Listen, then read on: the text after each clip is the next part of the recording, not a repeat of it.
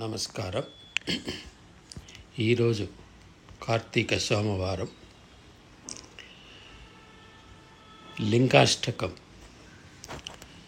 శివుడికి ఎంతో ప్రీతికరమైన లింగాష్టకం 8వ శతాబ్దంలో శంకరాచార్యుల వారు మనకు ఇచ్చిన అపురూపమైన ఈ అష్టకాన్ని ఈ కార్తీక మాసం 30 రోజులు ఎవరైతే చదువుతారో వారికి ఈశ్వరుడు కటాక్షం ఎలా లభిస్తుంది అనేది నేను ఈ వీడియో చివరగా చెబుతాను. మీరు శ్రద్ధగా వినండి. ఈ వీడియో చివరి వరకు చూడండి.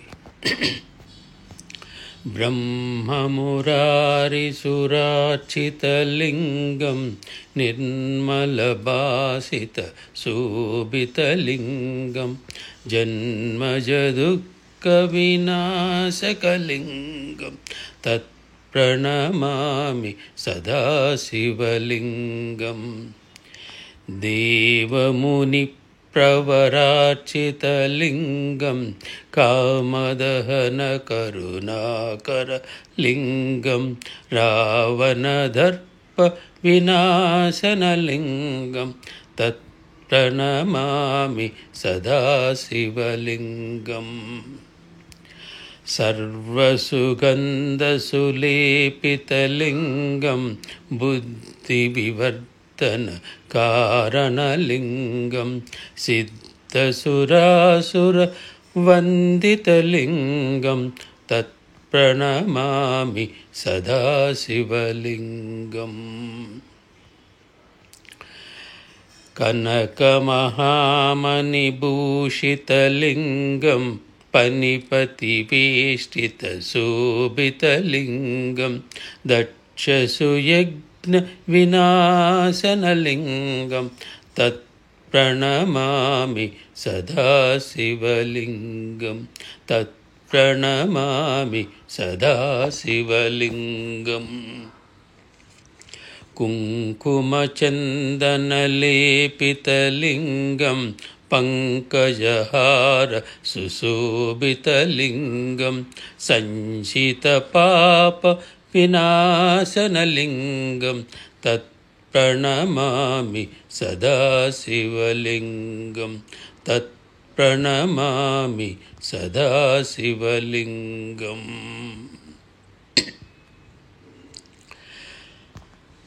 దేవగణార్చితసేవితలింగం భావయర్భక్తిభిరేవ చ లింగం దినకరకోటి ప్రభాకరలింగం తత్ప్రణమామి సదాశివలింగం తత్ప్రణమామి సదాశివలింగం.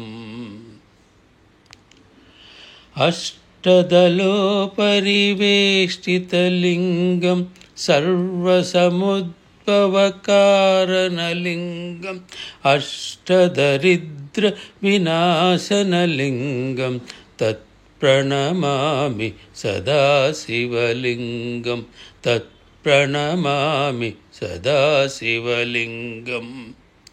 సురగురు సురవర పూజితలింగం సురవర పుష్ప సదాచితలింగం పరమపదం పరమాత్మకలింగం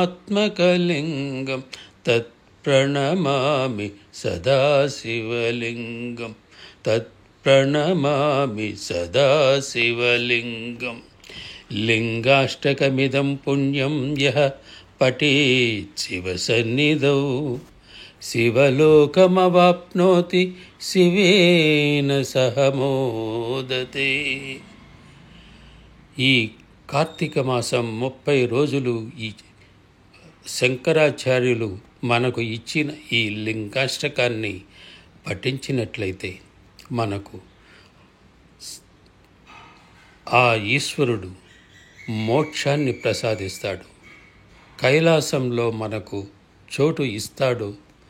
అదేవిధంగా మనకు ఏ దుఃఖము లేకుండా మనశ్శాంతితో జీవించేటట్టు ఈ సర్వేశ్వరుడు మనకు అభయమిస్తాడని శ్రీ శంకరాచార్యులు ఈ అష్టకాన్ని మనకు అందించడం జరిగింది. భక్తులారా, మీరు ప్రతి ఒక్క రోజు ఒక్కసారైనా ఈ లింగాష్టకాన్ని వినండి, లేకుంటే చదవండి. మీకు వీలైతే చదవండి. ఈ వీడియో మీకు నచ్చనుంటే లైక్ చేయండి, షేర్ చేయండి, సబ్స్క్రైబ్ చేసుకోండి. ఓం నమః శివాయ, ఓం నమః శివాయ, ఓం నమః శివాయ.